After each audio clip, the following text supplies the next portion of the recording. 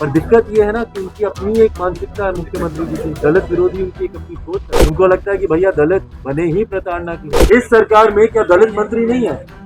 इस सरकार में क्या दलित सांसद नहीं है? मौजूदा सरकार में क्या दलित विधायक नहीं है? कौन खड़ा है? कौन इनके लिए लड़ाई लड़ रहा है? नमस्कार, द इंडिया टॉप देख रहे हैं और मेरा नाम शशांक पांडे है। लोजपा रामविलास पार्टी के राष्ट्रीय अध्यक्ष चिराग पासवान आज दिल्ली से पटना पहुंचे।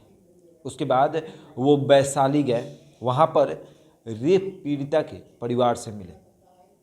वैशाली ज़िले में जुगेश्वर राम की जो पुत्री है उनका रेप कर हत्या कर दिया गया। उसके बाद वो परिवार बहुत दुख में था, तो लोजपा रामविलास पार्टी के राष्ट्रीय अध्यक्ष चिराग पासवान उनसे मिलने गए थे और उसके बाद उनसे मिलने के बाद नीतीश कुमार पर जमकर बरसे। बता दें कि एयरपोर्ट पर भी वो नीतीश कुमार पर जमकर बरसे।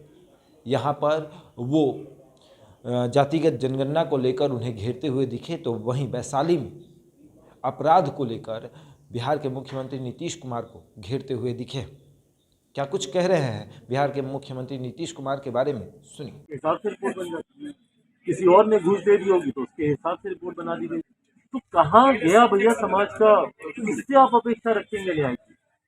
अगर इस कदर इस स्तर पर अगर भ्रष्टाचार होता है और उसके बाद अफसोस इस बात का कि मुख्यमंत्री पूरी तरीके से खामोश रहते हैं। बल्कि मैंने जिस दिन ये घटना घटी थी उसके 2 दिन के बाद ही मैंने मुख्यमंत्री जी को मैंने पत्र लिखा था। पत्र के माध्यम से मैंने उनको इस पूरे घटना चक्र की मैंने उनको जानकारी दी थी। पर दिक्कत ये है ना कि उनकी अपनी एक मानसिकता है मुख्यमंत्री जी की, दलित विरोधी उनकी एक अपनी सोच है। उनको लगता है कि भैया दलित बने ही प्रताड़ना के लिए। अनुसूचित जाति में कोई घटना है तभी उन्होंने जो घोषणा की थी कि भाई किसी दलित परिवार में हत्या होगी तो सरकारी नौकरी मिलेगी। एक दलित परिवार मुझे दिखा दीजिए। तमाम मीडिया के कैमरा यहाँ पे मौजूद है। भाई मैं आप लोगों से आग्रह करता हूँ, अगर चिराग पासवान झूठ बोल रहा है तो मेरी बातों को गलत बता दीजिए।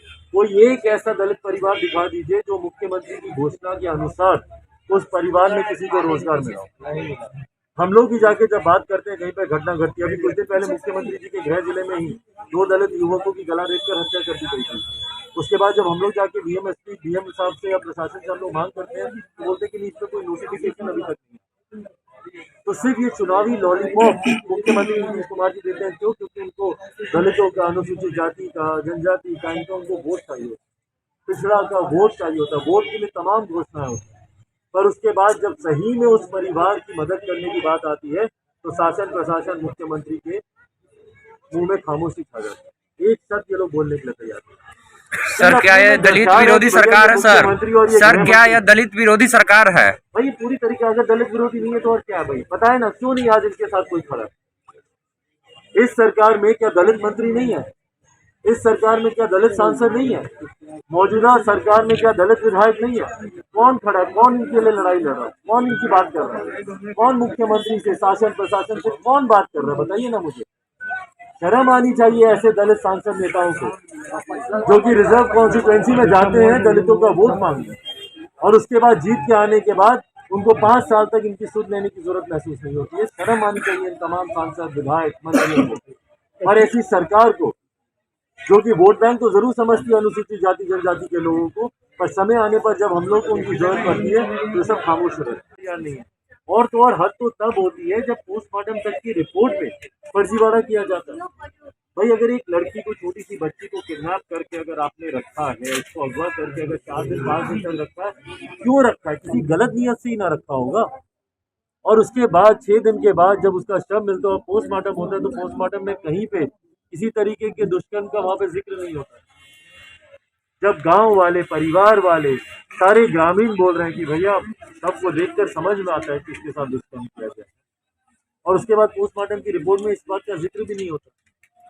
बात किया आज मैंने यहाँ पे एसपी साहब से मैंने बात की है, उनसे भी मैंने आग्रह किया है कि जल्द से जल्द इस में पीड़ित परिवार को कम से कम न्याय दिलाने में कार्य करें, क्योंकि मेरी जानकारी में है कि संभवतः शायद इन्होंने नामजद एफआईआर दर्ज की है, पर उसमें से भी कई दोषी अभी भी फरार हैं। तो मैंने एसपी साहब से ही मैंने बात की, सीएस साहब को हम लोग फ़ोन लगा रहे हैं तो उनका फ़ोन स्विच ऑफ है, पर बहरहाल अभी रास्ते में जाते आते मैं उनसे भी संपर्क साधूंगा कि जिस तरीके से ग्रामीणों का आरोप है कि भैया आपने पोस्टमार्टम की रिपोर्ट के साथ कुछ फेरबदल किया गया है, स्वास्थ्य मंत्री मंगल पांडे जी से भी अभी मैं इस बारे में मैं बातचीत करूंगा और स्वास्थ्य सचिव को भी इसकी मैं जानकारी दूंगा, लिखित रूप में भी इस बात की जानकारी दूंगा। अगर आप लोग पोस्टमार्टम की रिपोर्ट के साथ ही इस तरीके से अगर ये लोग फेरबदल करेंगे तो भैया आने वाले समय में न्याय की उम्मीद कोई कहाँ और किससे रखेगा। अगर इस लेवल पे भी अगर भ्रष्टाचार होगा, और ये भ्रष्टाचार होते हैं, मुख्यमंत्री नीतीश कुमार की आंख मूंद के बैठे, भले वो लाख बार ये बोले कि उनका जीरो टॉलरेंस है करप्शन के लिए, पर उनकी आंख के नीचे, उनकी नाक के नीचे भ्रष्टाचार होता है। कोई एक व्यक्ति यहाँ पे खड़ा मुझे बता दे कि आप बिना घूस दिए उनका कोई काम होता है? हर व्यक्ति बोलेगा कि हर काम में उनको घूस देना पड़ता है। तो सुना आपने किस तरह से कह रहे हैं कि अपराधियों का मन जो है, मनोबल जो है वो बढ़ा हुआ है। और बिहार के मुख्यमंत्री नीतीश कुमार कहते हैं कि बिहार में सुशासन की सरकार है। तो ये कैसी सुशासन की सरकार है कि आए दिन अपराधी जो है वो बेखौफ होते जा रहे हैं, अपराध कर रहे हैं और कोई नकेल नहीं कसी जा रही है। बिहार में बच्चियां जो है वो सुरक्षित नहीं है। ऐसे में बिहार के मुख्यमंत्री नीतीश कुमार कहते हैं कि बिहार जो है वो सुरक्षित है, बिहार में बेटियां सुरक्षित है और बिहार में सुशासन की सरकार है। तो मैं पूछना चाहूँगा बिहार के मुख्यमंत्री नीतीश कुमार से कि ये कैसी सुशासन की सरकार है। तो ऐसे ही तमाम खबरों के लिए जुड़े रहे हमारे साथ और देखते रहे द इंडिया टॉक।